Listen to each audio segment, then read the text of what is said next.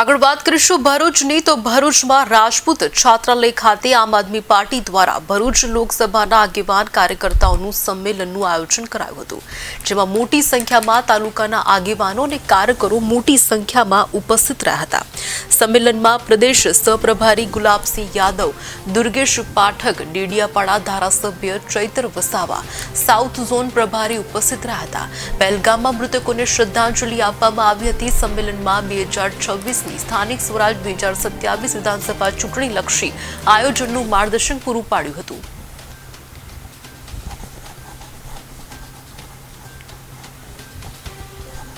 પ્રદેશના સહપ્રભારી શ્રી એવા દુર્ગેશભાઈ પાઠકજી, ગુલાબસિંહ યાદવજી અમારી વચ્ચે આવ્યા છે અને કાર્યકરો વચ્ચે એક ચિંતન અને સંવાદ કરવાના છે।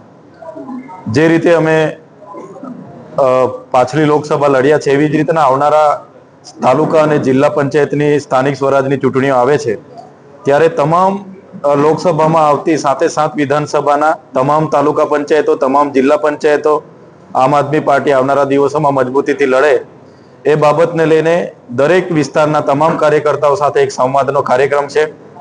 સાથે ભરૂચ વિસ્તારના, ભરૂચ લોકસભાના જે લોકોની સમસ્યાઓ છે, આપ સૌ જાણો છો આ વિસ્તારમાં જે જીએમડીસીના પ્રશ્નો છે, જીઆઈડીસીના પ્રશ્નો છે, રોજગારીના પ્રશ્નો છે, ખેડૂતોના પ્રશ્નો છે, નેશનલ હાઈવેમાં જમીન સંપાદન થાય એની બાબતો છે, સાથે પીવાના પાણી હોય, સિંચાઈના પાણી હોય કે જ્યાં પણ જે પણ વર્ષ